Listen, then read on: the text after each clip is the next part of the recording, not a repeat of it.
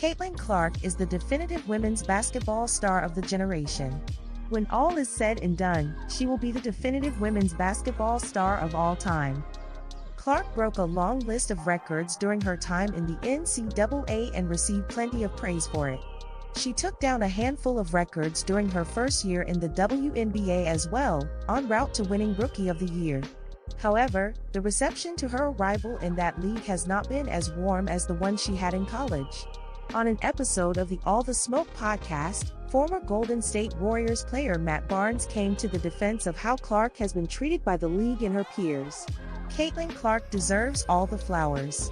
I think she took a lot of expletive and had a lot of skeptics coming into the league, Barnes spoke up. She had to really prove herself and really had a lot of hard knocks early on in the season.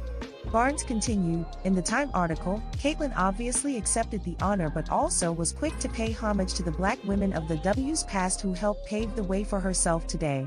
So Caitlin has done everything you're supposed to do and has been criticized every step of the way.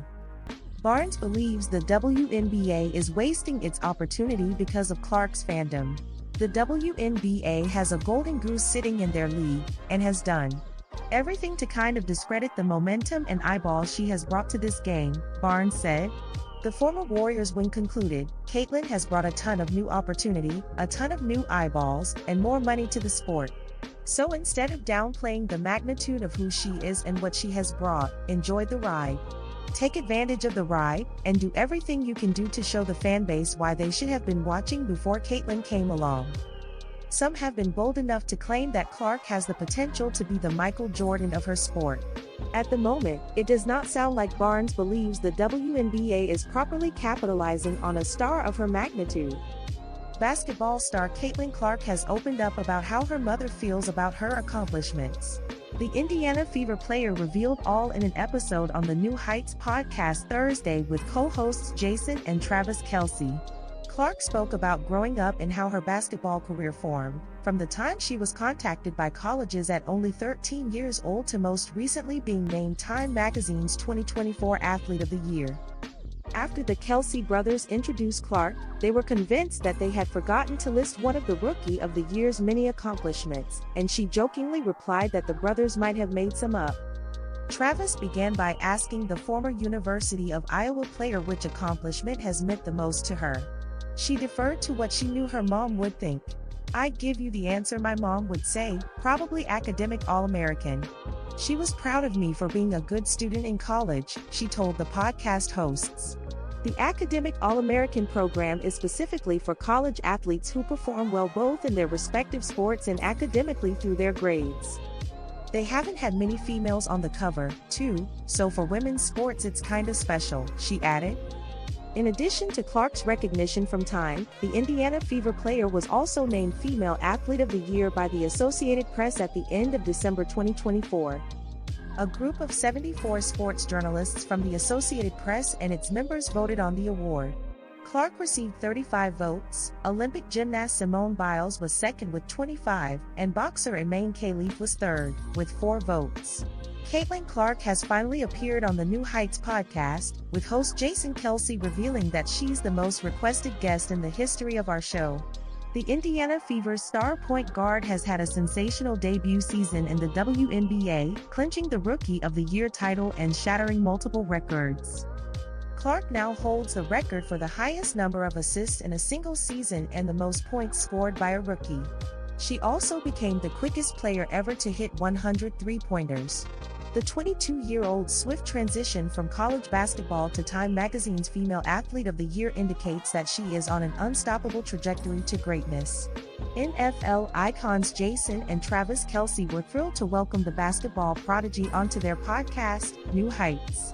In his introduction, Jason praised Clark as the most eagerly awaited guest and listed her impressive feats over the past year.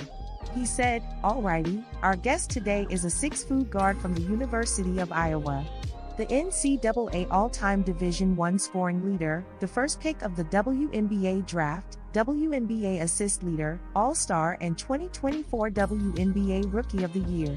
She's the most requested guest in the history of our show and the Time Magazine Athlete of the Year, Miss Caitlin Clark."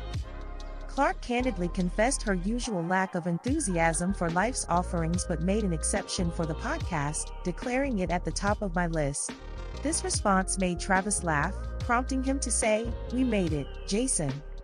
Earning the title of most sought-after New Heights guest is no small feat for Clark, especially considering the illustrious roster of celebrities that have graced the show, including NFL legends Rob Gronkowski, Shannon Sharpe and Patrick Mahomes and global icon Arnold Schwarzenegger. Clark also admitted that she is a loyal member of the Kansas City Chiefs Kingdom and claimed Mahomes and Kelsey are two of her current favorites from the reigning Super Bowl champions. The 22-year-old also praised Kelsey for the team's current successes and credited her father for her love of the Chiefs. Clark said, "My dad was a big Chiefs fan growing up, so people think I'm like a bandwagon Chiefs fan. I'm like, no, I was there before Patrick and Travis, we were ride or die, so we've been big fans, and now obviously all the success you guys have had has made it a lot of fun for us." Tipping off the new year with a podcast appearance on the widely popular show New Heights, WNBA Rookie of the Year and All-Star Caitlin Clark joined Travis and Jason Kelce to talk about the current state of college athletics. The Iowa legend and NCAA all-time leading scorer opened up about her own mill path and how the landscape has forever changed for student athletes. A trailblazer in the space while at Iowa both on and off the court, Clark signed historic partnerships with the likes of Nike, State Farm, Panini, and Gatorade, among others, and has now taken her place as one of the most marketable athletes in the world. But as a first-generation male athlete in college, Clark had the unique experience navigating the space without much structure or oversight from the NCAA. It became a thing after my freshman year, and it was kind of weird because everybody was like, "Okay, so like what is it?" She shared with the Kelce brothers. Trying to maneuver the NCAA, they don't have any rules on much anymore, so it was more so like, "Okay, like what can we do? What can we not do?" We were also the first, so you're trying to figure it out as you go. I grew up a fan of Candace Parker and the people who came before me, and to be honored in this way is super special, and I'm thankful, Clark told the outlet following her win. It was a great year for women's basketball and women's sports. Caitlin Clark has explained the reason why she rejected Notre Dame as her Iowa State decision emphatically paid off. The Indiana Fever sensation has taken the WNBA by storm, with her winning the league's Rookie of the Year award following a debut campaign that captured the imagination on the court and saw her lauded for her performances and impact on the sport off the court.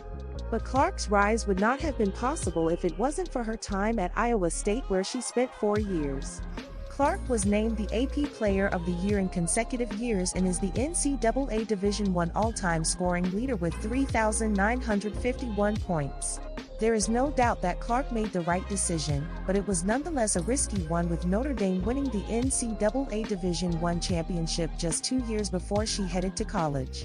Speaking on the New Heights podcast with Jason and Travis Kelce, Clark explained her decision was based on her close connection to her family. "When I was going through my options, I knew I wanted to be in the Midwest.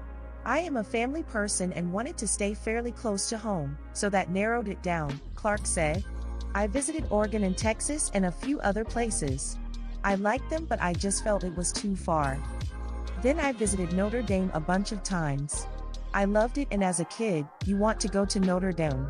It has that tradition and has had so many great players go through there, in so many different sports. But I could feel something in my gut that I wasn't supposed to go there. So I picked Iowa. It had been really good at women's basketball before I went there, made a few Sweet 16s, Elite 8, but hadn't been to the Final Four since like 1992.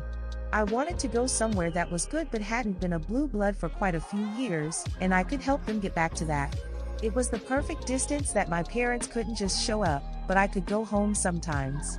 It kind of all added up, and I guess my decision worked out." Clark played her entire college career with the Hawkeyes, becoming the all-time leading scorer among all college basketball players in history across both male and female divisions. Clark also met her boyfriend, fellow Hawkeyes basketball player Connor McCaffrey, while at Iowa. The Fever star reflected on her incredible 2024 on the podcast as well, telling the Kelces that the year had been life-changing. "It is crazy looking back a year ago to today. I was just beginning my senior year. People knew who I was and attended our games, but not to the magnitude they do now. That is what makes it cool. I started a new chapter in my life moving to Indianapolis too, Clark said of her journey into the league from college. It is so unlike any other professional sport. I played in the national championships, went straight to the draft and got picked. You basically pick up and move and don't even finish senior year in college. You don't have time to overthink things, but I feel like I never really ended the chapter of college. With the start of the unrivaled league just around the corner, fans continue to take a look at Angel Reese and how she will interact with one of her new teammates. Although the two women have played down suggestions of a rivalry between them, Reese and Caitlin Clark continue to be linked with one another given their battles in the NCAA have now carried over to the WNBA. That tension received another new twist when it was revealed that Reese, who will play for Rose BC, will be joined by Lexie, one of Clark's teammates for the Indiana Fever. Hull is known as a sharpshooter, and given Reese's rebounding abilities, many believe the two will mesh well on the court. Why on earth would Lexie rather play with Angel than Caitlin? Is Angel gonna hand the ball from the paint to Lexie standing just outside the arc?